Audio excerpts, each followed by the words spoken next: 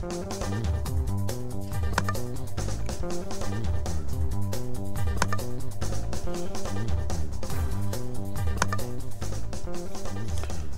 बिंदास क्रिकेट में आपका स्वागत है। तो तैयार हो जाइए, बस थोड़ी देर में T20 का महाकुंभ का पहला मैच शुरू होने वाला है। और उससे पहले चेन्नई के MS चिदंबरम स्टेडियम में अभी बॉलीवुड का भी जमावड़ा लगा हुआ है। ओपनिंग सेरेमनी है। टाइगर श्रॉफ, अक्षय कुमार, सोनू निगम और AR रहमान के परफॉर्मेंस से फैंस मंत्रमुग्ध हैं, मंत्रमुग्ध होने को तैयार भी हैं। और आज के मैच के बाद आज जो दो खिलाड़ी आप देख रहे हैं, दोनों ऋतुराज गायकवाड़ और बेंगलुरु के कप्तान फैफ डू प्लेसी, लेकिन बात इनसे कहीं जुदा होगी। दोनों कप्तानों की बात होगी जाहिर तौर पे। MS धोनी, जो दोनों आइकॉनिक प्लेयर की बात होगी, MS धोनी और विराट कोहली की बातचीत होगी। और इस पूरे IPL में क्या होगा, इस पूरे T20 के महाकुंभ में क्या होने जा रहा है, इन सब पर बात करने के लिए हमारे साथ कई मेहमान हैं। राकेश राव हैं, डिप्टी एडिटर द हिंदू के। सुनीता हंसराज हमारी क्रिकेट एक्सपर्ट हैं, और बाबा राजेश चौहान और इनाक्षी राजवंशी द ब्रिज के क्रिकेट एडिटर, और रितेंद्र सिंह सोढ़ी, उन्हें बोलेंगे तो वो नाराज हो जाते हैं। तो शुरुआत करते हैं कि इन दो टीमों के बारे में, और जिसके फैन जो है काफी लॉयल हैं, एक दूसरे से कट्टर फैन है। चेन्नई की टीम जो है विसिल पोड़ू, वो हर जहां वो टीम जाती है वो ट्रेवल करते हैं। उसी तरह RCB पिछले दिनों WPL का फाइनल दिल्ली में हुआ था। मैं विमल वहां गया था, दिल्ली के खिलाफ मैच था, लेकिन पूरा स्टेडियम जो है RCB चिल्ला रहा था। मतलब आप समझिए इतने लॉयल फैन है। एक मैच बाबा बात करना चाहूंगा राकेश राव से, क्योंकि वो मैच हम लोगों ने सबसे पहला मैच राजस्थान का 2008 में, और सबसे वेटरन है, थ्रू आउट हर एक टूर्नामेंट कवर किया है।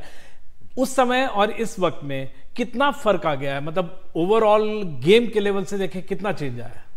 देखिए, गेम के लेवल पे तो जमीन आसमान का फर्क है। क्वालिटी ऑफ अगर आप क्रिकेट देखें, फील्डिंग की क्वालिटी ले लीजिए, जितना एक एम्फेसिस होता है। एक टाइम पे ये होता था कि जब शुरू हुआ था, मुझे याद है, लोग इसको चैरिटी मैच से, या इसको एक जो कंपैरिजन होता था वो होता था जैसे एक हिंदी में एक टर्म है नॉर्थन इंडिया में, थैला मैचेस होते हैं जो कि आप चैरिटी के लिए करते हैं। जैसे इंडिया और श्रीलंका का एक वेटरन्स का मैच होता था, तो उसमें वो पहले डिसाइड हो जाता है कि भाई किस ओवर में इतने छक्के लगेंगे, कोई कुछ नहीं बोलेगा, मतलब इस बॉलर को ये बैट्समैन मार देगा, बिकॉज इट वाज एंटरटेनमेंट। इसमें कोई फिक्सिंग नहीं थी, कुछ नहीं होती थी। हालांकि उसके बारे में कभी और बात हो सकती है, लेकिन उसके बाद, क्योंकि ये जो 2008 में हुआ था, इससे ठीक पहले ICL हुआ था, और ICL शक के दायरे में था, और जो कि उसके बाद ICL बंद हो गया। लेकिन IPL का जो ग्रोथ है वो कमाल का ग्रोथ है। और आज अगर हम बात करते हैं फैन इन्वॉल्वमेंट की, जरा सोचिए, जो बच्चा 2008 में 4 साल का था, आज वो 20 साल का है, और उसकी हर गर्मियों की छुट्टी IPL देख के हुआ है। ये नहीं हुआ कि जो हमारे जमाने में होता था कि दादा दादी के घर चले गए, नाना नानी के घर चले गए, वो नहीं है। इनका पूरा बचपन को जो इन्फ्लुएंस रहा है IPL का, वो आप याद रखें, और ये पूरी जनरेशन IPL पे फीड हुई पड़ी है।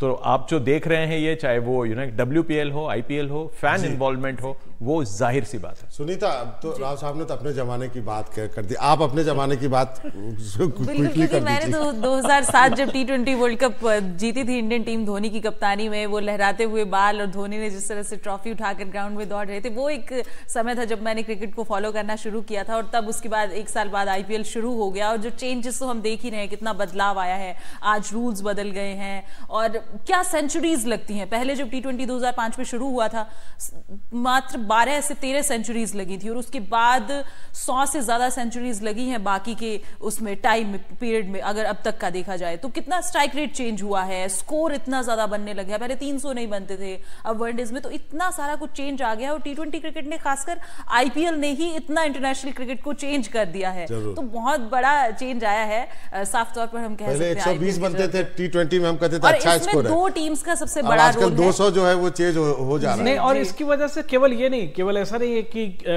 T20 का मैच बदला है, आप टेस्ट में इतना ज्यादा रिजल्ट आने लगा है, इनोवेटिव शॉट्स लगा रहे हैं। Test match player Rajesh Chauhan के पास पहले चलते। राजेश, आपने तो टेस्ट भी खेला है, पाकिस्तान के खिलाफ आपने छक्का भी लगाया है।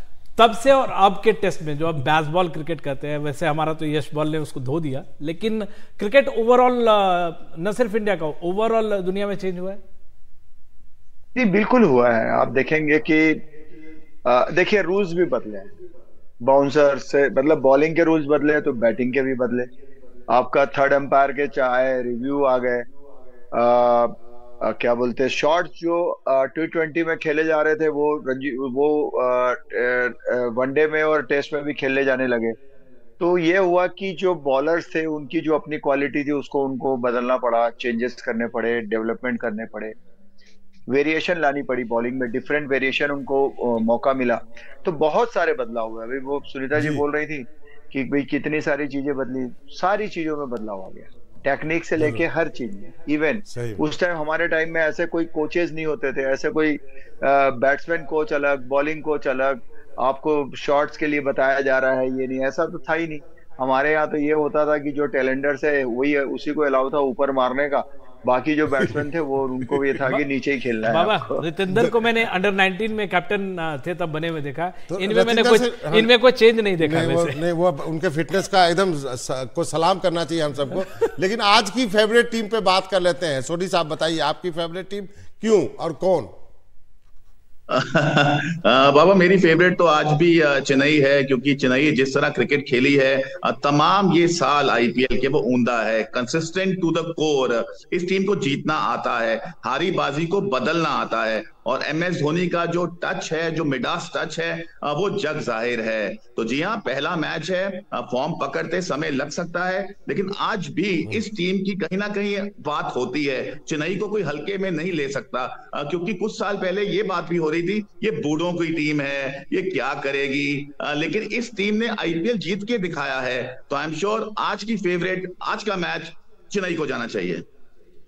इनाक्षी भी है हमारे साथ। बिल्कुल, इनाक्षी कर्नाटका से खेलती थी, मीडियम पेसर रही हैं। और इनाक्षी आप भी अपनी फेवरेट स्ट्रॉन्गेस्ट टीम बताइए, इसमें जो 3-4 टीम को टॉप 4 में और क्या WPL जीतने का दबाव जो है आरसीबी पे है? बिल्कुल, जिस तरीके से बैंगलोर, अभी तो नाम भी बदल दिया है, रॉयल चैलेंजर्स बेंगलुरु हो गया है, और जिस तरीके से बैंगलोर के फैंस ने भी दिखाया है, मतलब आप WPL में देखिए कि दिल्ली और बैंगलोर के फैंस ने WPL को एक अलग लेवल पे लेके गए हैं, और वो मोमेंटम अब सभी चाहते हैं कि मेंस टीम में भी आए।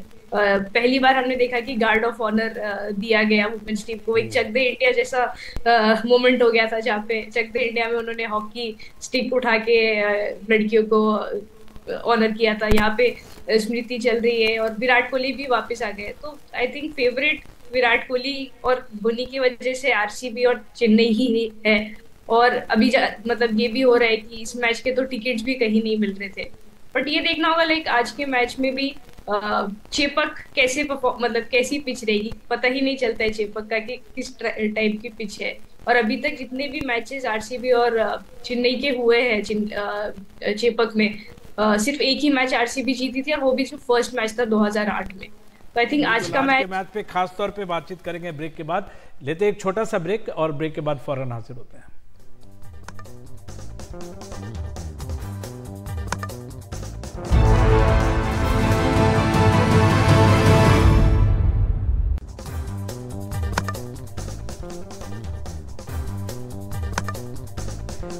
तो बिंदास क्रिकेट में आपका फिर से स्वागत है, और थोड़ी ही देर में मैच शुरू होने वाला है। फिलहाल इस वक्त एमए चिदम्बरम स्टेडियम में रंगारंग कार्यक्रम चल रहा है, बॉलीवुड और क्रिकेट का जमावड़ा है।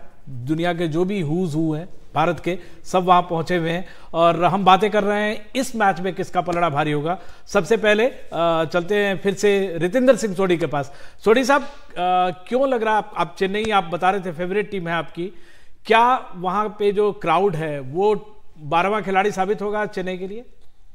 जी हाँ, बिल्कुल, क्राउड सपोर्ट से बहुत फर्क पड़ता है विमल, और क्राउड चेन्नई का क्या कर सकता है ये तो जग जाहिर है। लेकिन क्रिकेट ये लड़के बहुत अच्छे खेलते हैं। अगर गायकवाड़ की बात करें, जिस तरह कंसिस्टेंट रन वो डोमेस्टिक क्रिकेट में बनाते हैं, अंतर्राष्ट्रीय क्रिकेट में बनाते हैं, ये लड़का कहीं ना कहीं आने वाले दिनों में बहुत बड़ा क्रिकेटर बनने वाला है। फिर एमएस धोनी की जो स्ट्रैटेजीज हैं, जो इनकी टीम मैनेजमेंट है, जैसे ये प्लान करते हैं टीम मीटिंग्स में, उसको इंप्लीमेंट करते हैं आके ग्राउंड में, तो वो तो सब दिखता है।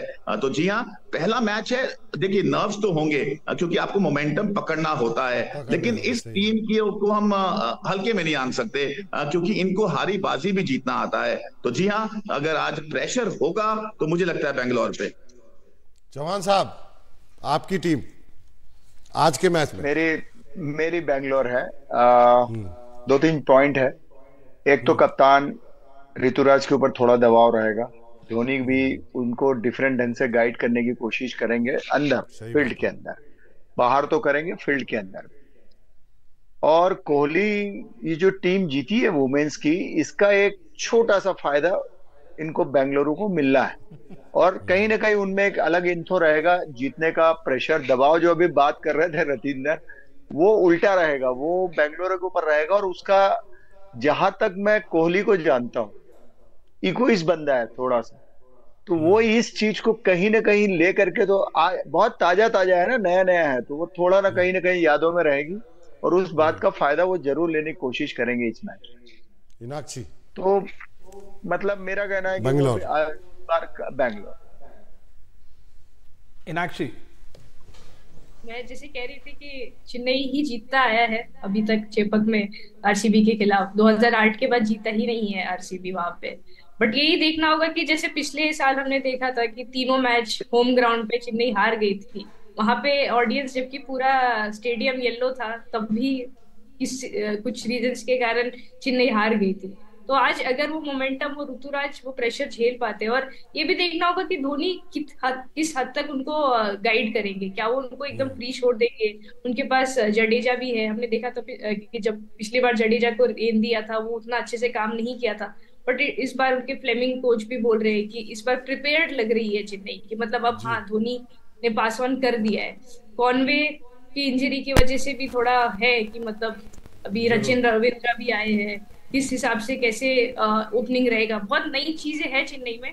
बट मुझे लगता है कि जो हमारा स्टैट्स चलते आ रहे हैं और जो ऑडियंस पिछले साल चेपक में जीत नहीं देख पाई थी चेन्नई की, इस बार उनको देखने को मिलेगी।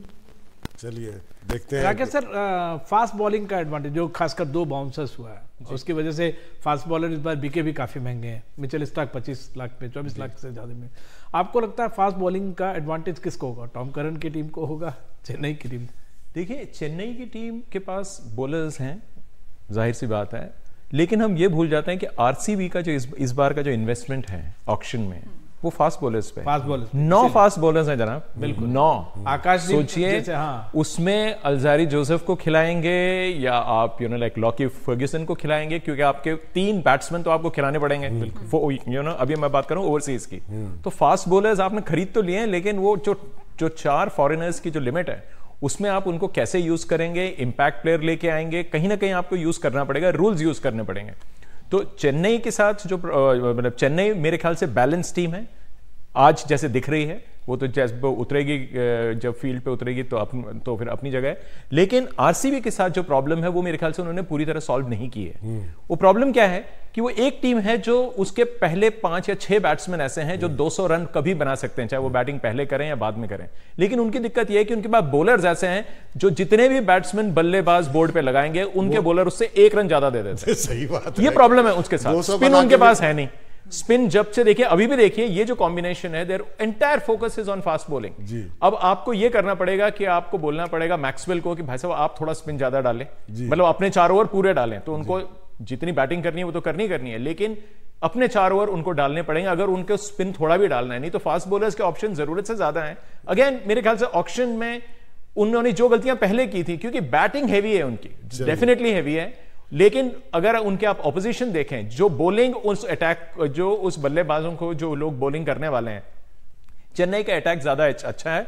और अगर आप आरसीबी की बैटिंग, आरसीबी की बॉलिंग को सीएसके के बैटिंग के हिसाब से देखेंगे आमने सामने रख के, तो सीएसके की बैटिंग ज्यादा अच्छी लगती है। तो मेरे ख्याल से दोनों तरफ से मैं आई गो विद आरसीबी। लेकिन मैं एक चीज मैं बता दूं, आई गो विद सीएसके। लेकिन एक आईपीएल में एक लोचा ऐसा, वो ये है कि जब डिफेंडिंग चैंपियन अपना पहला मैच खेलती है, ज्यादातर हार जाती है। तो वो मैं यहां मेंशन करना चाहता हूं, ये मेरा एस्केप रूट नहीं है। लेकिन टीम अगर मैं स्ट्रेंथ को देखूं तो CSK is any day superior, लेकिन with IPL you can never be too sure of the result. Sunita बहुत देर से मुस्कुरा रही है, उनकी टीम है आरसीबी सुनीता शुरू हो जाएगी। हाँ बिल्कुल मेरी आरसीबी है, क्योंकि इस बार एक तो WPL जीत लिया है, दूसरी चीज ये है कि आरसीबी के पास जो बैटिंग ऑर्डर है वो ऐसा बैटिंग ऑर्डर है, क्योंकि आपने भी जिक्र किया उसका कि 200 रन कभी भी वो लगा सकते हैं। आपके पास फैफ है, आपके पास कोहली है, आपके पास अब कैमरन भी आ गए हैं। हार जाते हैं, दिक्कत तो ये है। हारेंगे नहीं ना इस बार, क्योंकि आरसीबी के पास फैन बेस का अगर हम बात करें तो चेन्नई और आरसीबी दो ऐसी टीमें हैं जिन्होंने आईपीएल का रुतबा जो है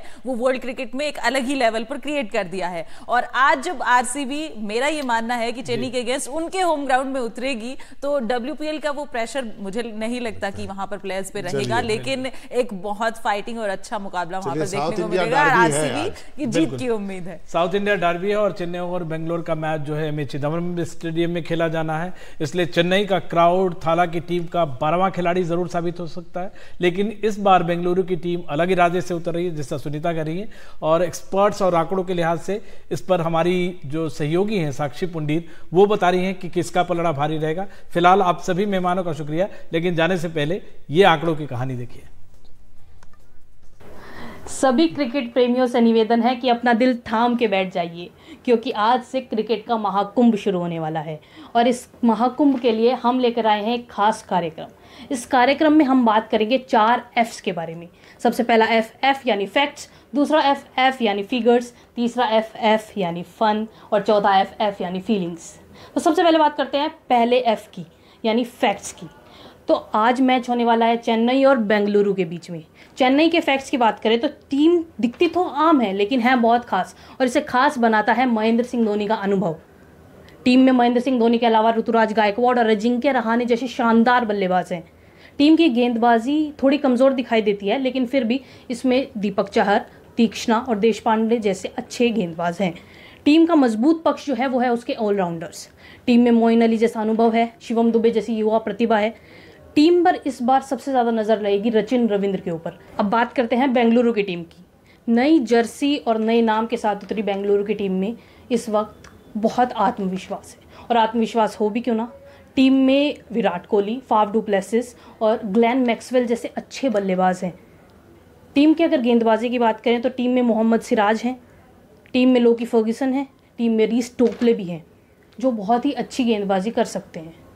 टीम के अगर ऑलराउंडर्स की बात करें तो टीम में कैमरन ग्रीन और ग्लेन मैक्सवेल जैसे बेहतरीन ऑलराउंडर्स हैं जो बहुत ही अच्छा प्रदर्शन कर सकते हैं। टीम में अहम भूमिका निभाने वाले हैं कैमरन ग्रीन। पिछली बार कैमरन ग्रीन मुंबई इंडियंस की तरफ से खेलते थे और उन्होंने शानदार प्रदर्शन किया था, तो उन पर भी सबकी नज़र रहेगी। तो अब बात करते हैं फिगर्स की। अब तक चेन्नई और बेंगलुरु ने आमने सामने 31 मैच खेले हैं, जिनमें से 20 मैच चेन्नई जीती है और बेंगलुरु 10 मैच जीती है। एक मैच बेनतीजा रहा था। चेन्नई की तरफ से सबसे ज़्यादा बेंगलुरु के खिलाफ सबसे ज़्यादा रन बनाने वाले जो बल्लेबाज हैं वो महेंद्र सिंह धोनी है, और वहीं बेंगलुरु की तरफ से चेन्नई के खिलाफ सबसे ज़्यादा रन बनाने वाले बल्लेबाज हैं वो विराट कोहली हैं। अगर विकेट्स की बात करें तो